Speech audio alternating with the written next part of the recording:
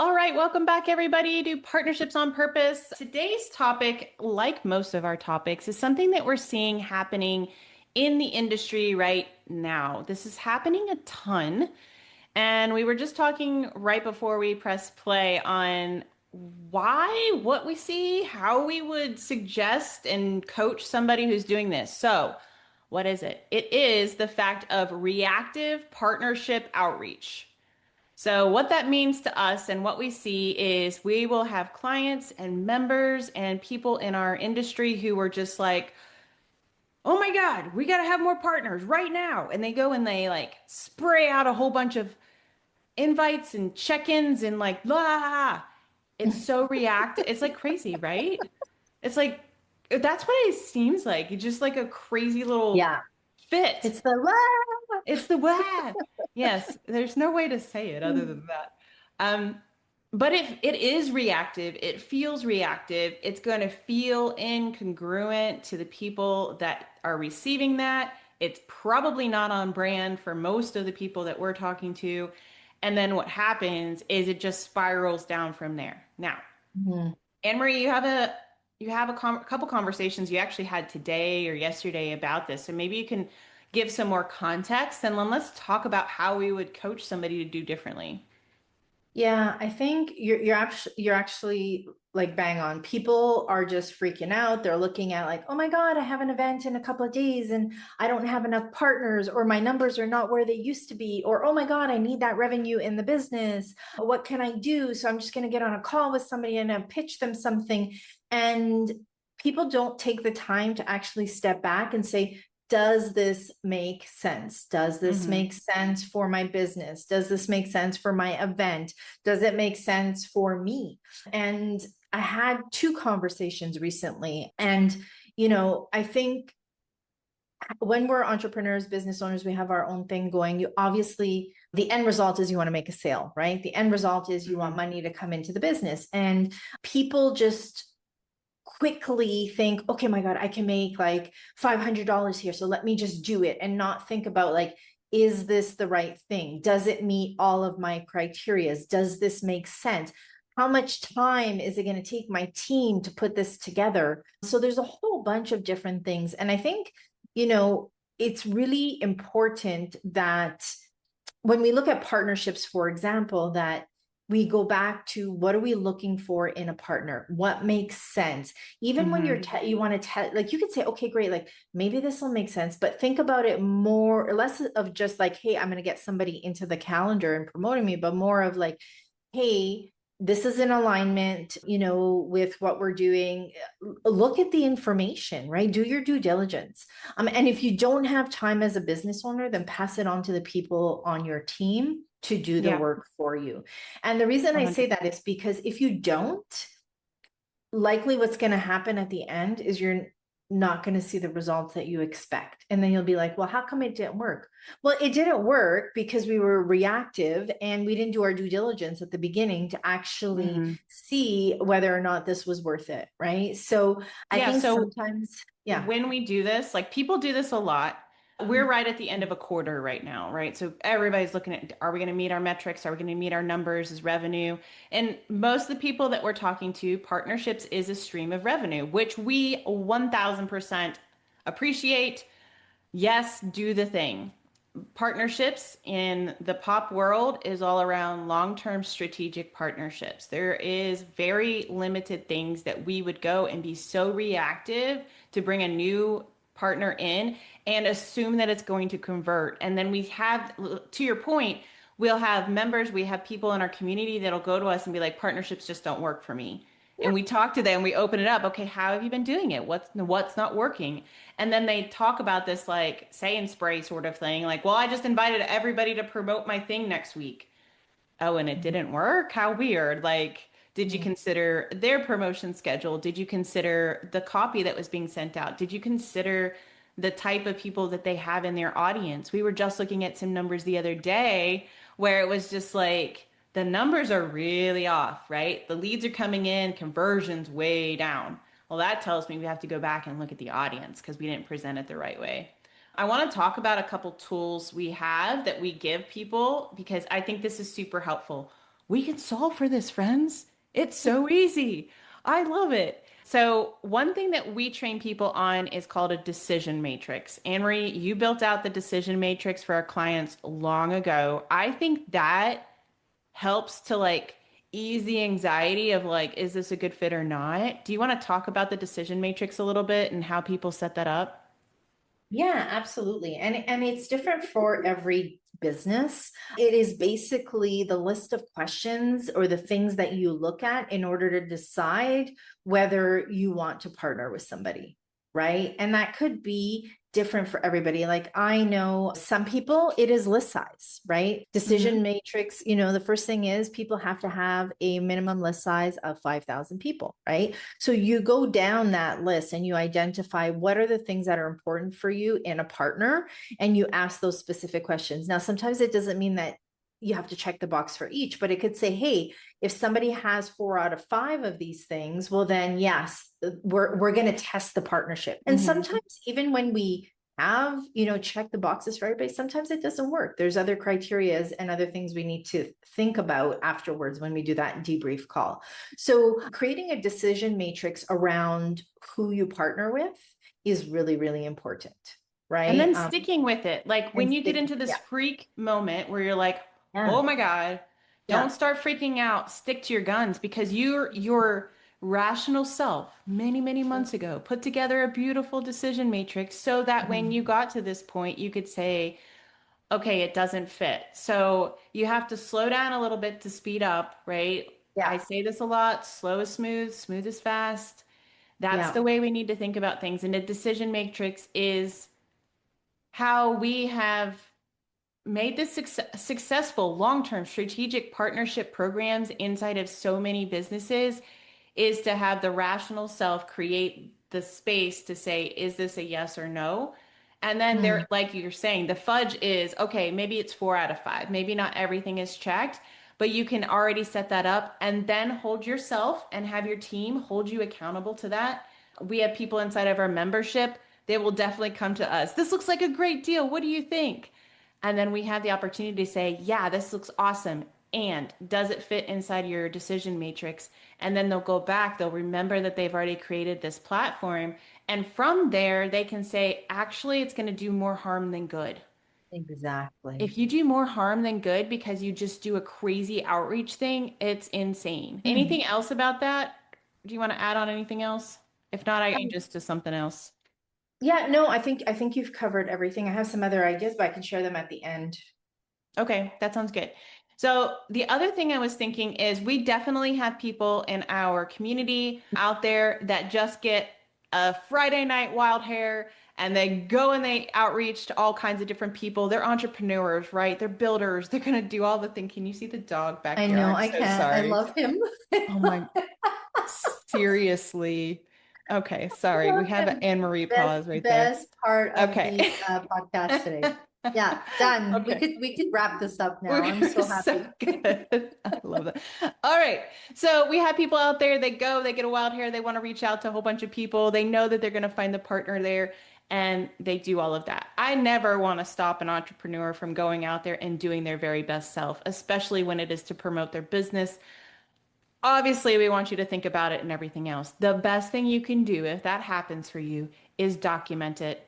Tell somebody, put it in the Slack channels that you have, maybe with your team. If you have people like we do, we have people who are supporting us. They're checking in on our email, they're doing the outreach, they're prospecting, all that stuff.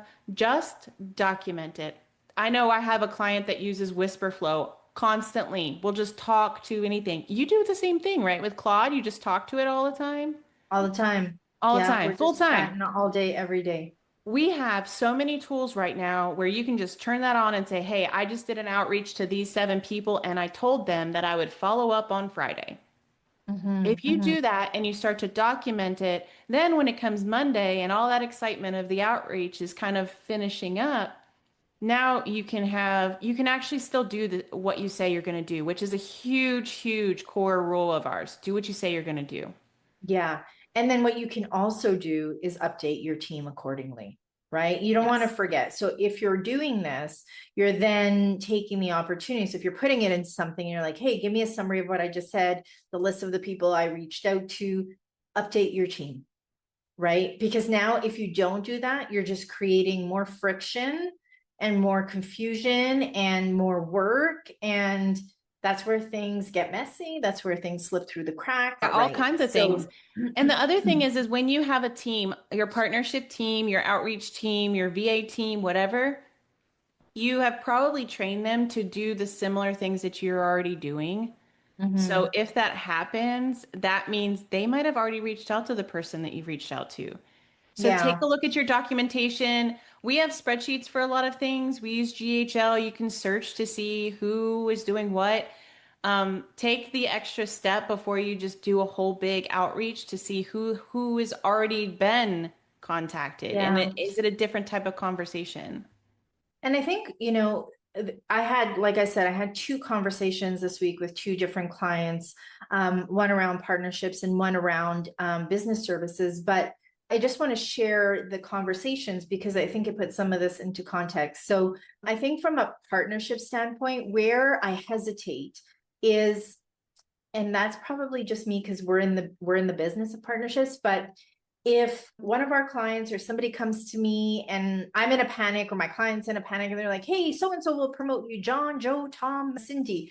And I'll be like, okay, Those are all great. But partners. yeah, but I'll be like, well, why haven't you told me about them in the past? Right. So Uh, my red flag goes up and says, well, why are they all of a sudden a good fit for me? And why haven't I, number one, why don't I know them? Number two, why haven't I had a conversation with them? And number three, why haven't we partnered together in the past? So where did these people all of a sudden come from? Right. So that's kind of a like a red flag for me, right? and is So it like what kind of promises did somebody make well, in a exactly, right? Just DM? Like, did you just exactly. DM And it them just that you sounds would do weird, right? Like something? it feels like, oh, did you just check off a box on your side? Like what happened? Did you promise people introductions and didn't know who to make those introductions to? So in a situation like that, I would go back to the decision matrix. I would say, okay, well, great, thank you. But before I say 100%, I'm going to put you in my promo calendar or vice versa, let's have a conversation. Let's jump on a quick 30-minute call. That'll be Mhm. enough for me to figure out whether or not this is a good fit. Yeah, Right.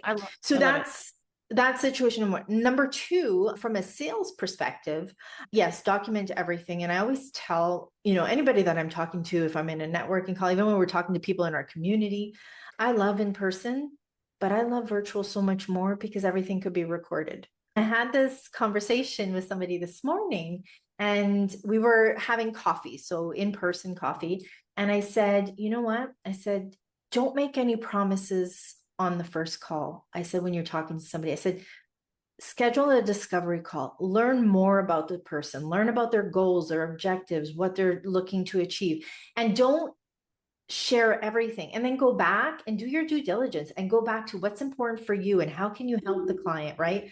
That is so important. There's no reason to rush into things. And I think when we do that, sometimes we just position ourselves to be unsuccessful, Yeah. right?